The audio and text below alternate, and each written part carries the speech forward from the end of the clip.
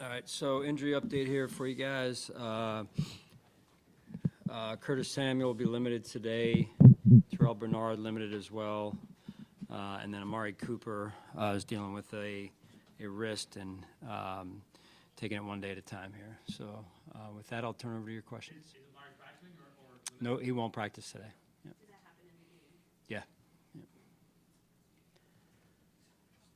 Hey, Sean, you mentioned a return game after the game the other night with a rookie at Cognitive. Do you want his heels on the 10-yard line on that play, or how do you talk to him this week? Yeah, I mean, I think it's just part of his development. We've got two young returners back there, along with Ty, who's also back there from time to time, and in the kick and punt return game. And it's really just, continued development for those two young guys in particular, and trying to go through and rinse every situation, and then you're going to have to learn from some situations that come up in the game as well. We can bring them up in practice, but there's also live game reps where you've got to execute or learn from some situations that you want back. So that's an ongoing situation and something we'll continue to work on. And the good thing is we're playing a lot of young players, and there's going to be naturally some learning on the run there. John, I'm sorry, I zoned out. What was Amari's injury? Wrist. Okay. In terms of defense this year, red zone, you guys have been really good so far. You're like fifth in the league. Just what have been, and you've played with some key guys for a stretch too. What have been some of the keys to your success down there? I think just everybody being on the same page, really, Sal, with what we're trying to get done on each down, and what we feel like the offense is trying to do to us at the same time, and having their eyes in the right spots. So it starts up front as it always does, and then those two, the back end, complement the front end, and vice versa. What do you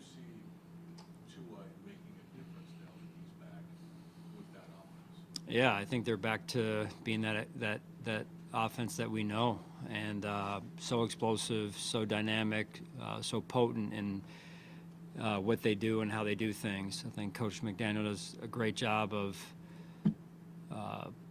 putting them into great positions, and so they're very tough. What has been the key, though, of being able to have success against them over the course of years with two starting in that offense?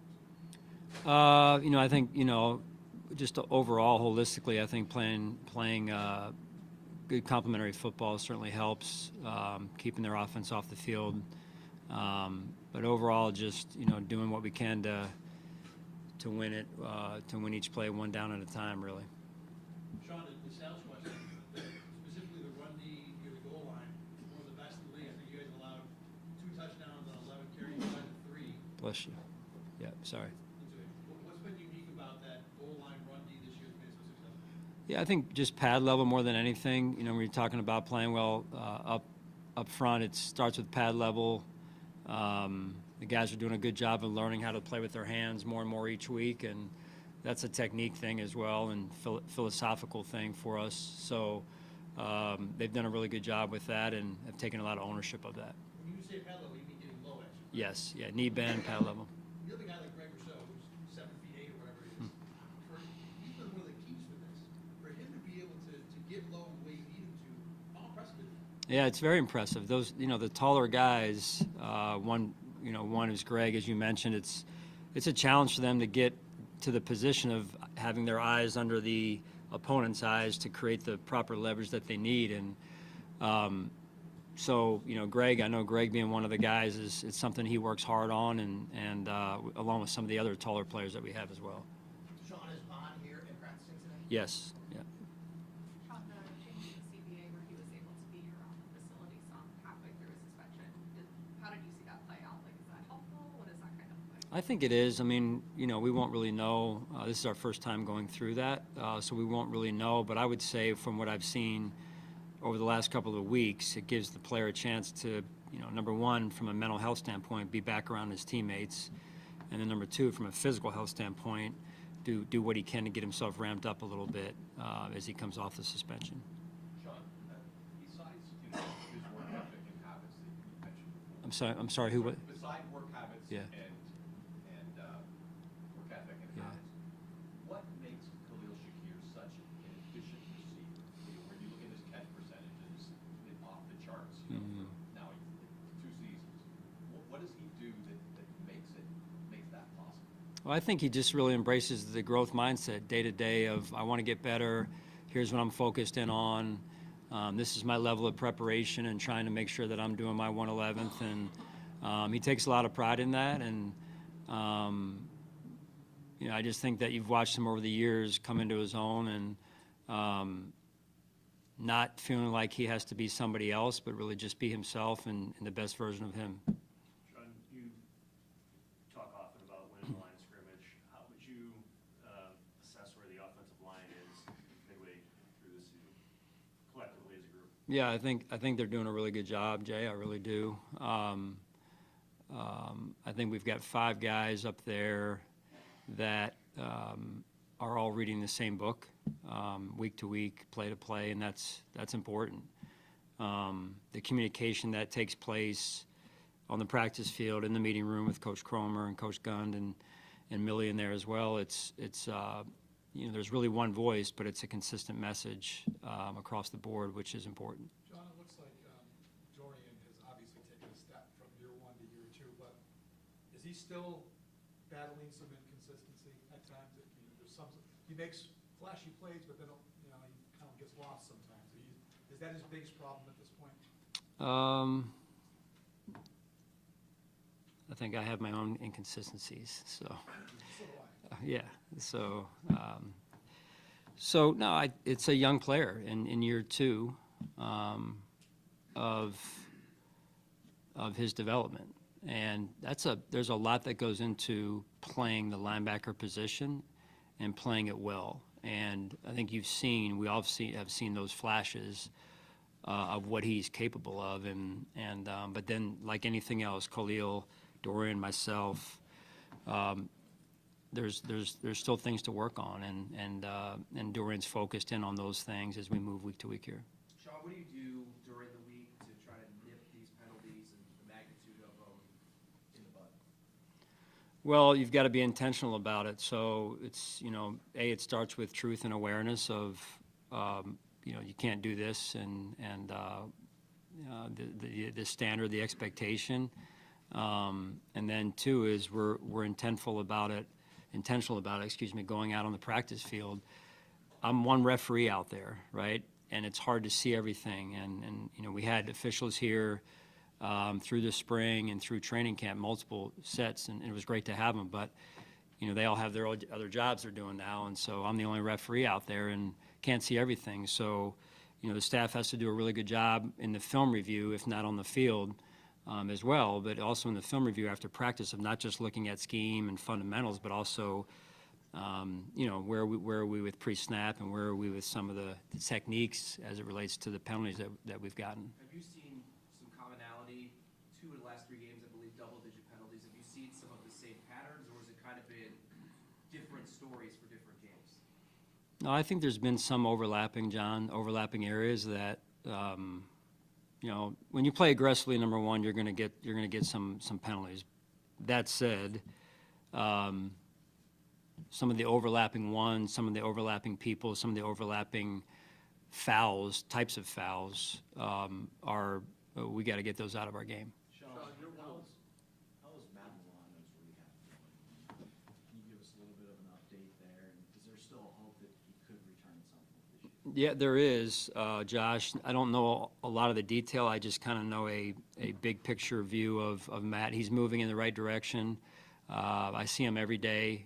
He's one of the leaders on our football team, and I've even felt that, I may have mentioned this last week, so I felt that more this year even than I did last year. I think the rehab process this year with this injury is slightly different than last year's situation, so it's enabled him to be around more this year and be a positive influence on our football team in the linebacker room and the defensive room and overall. And you see him on the sideline during games too, and his influence is important down there for me and for us. So I think we're moving in the right direction.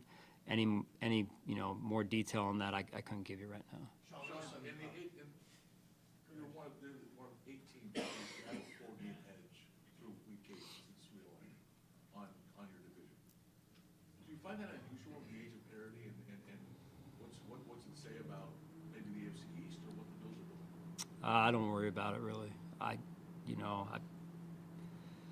worry about what we do, and we drive from here to home and back.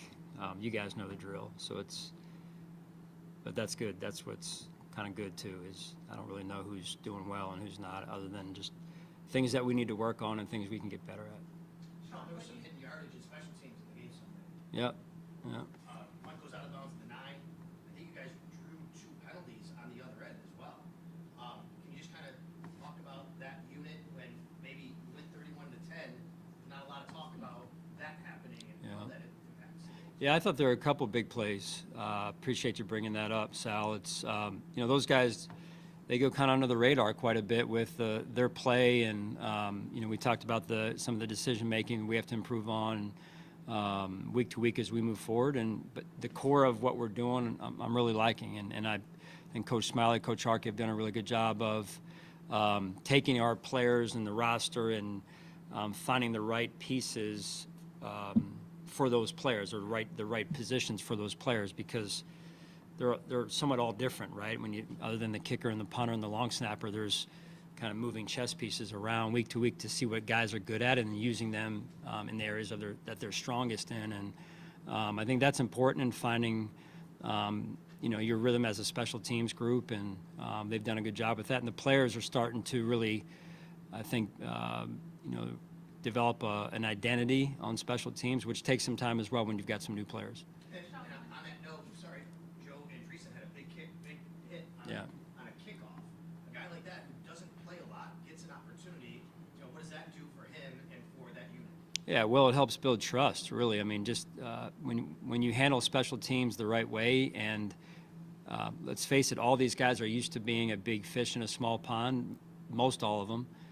if not all of them. And so when you embrace that type of role and take your play to a certain level, a certain standard, that builds trust around the building just in how you're handling your special teams role, right? So you're responsible over a little. Sometimes it grows to being responsible over a lot. So, Sean, yep, you're good. when you mentioned the Dolphins earlier being kind of back to who they are with Tua back, how much can you take from what they did during the stretch without him on offense when you're, going through their film and just seeing what they did? Are you able to pull that much from that, or does it feel like it's, you have to kind of throw some of that out since they were without Tua? No, we look at everything. There's been, I think, roughly 5 games that they've played since we've played them. So, yeah, we look at everything. Again, I think Coach McDaniel does a great job along with his staff of being really creative and putting these guys in positions and making a lot of big plays. And the speed that they have, as I've said before, is unmatched around the league. Sean, what do you think? You're good. Go ahead. Just about Keon halfway through. Yeah. Versus in the process of getting adjusted to Some of the other young guys' names were brought up. I think he's another one that continues to develop and continues to take steps of growth and development, and both in the pass game but also in the run game.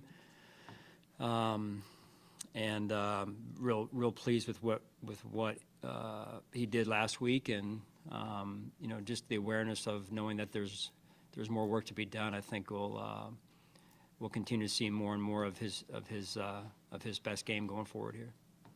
Thanks, guys.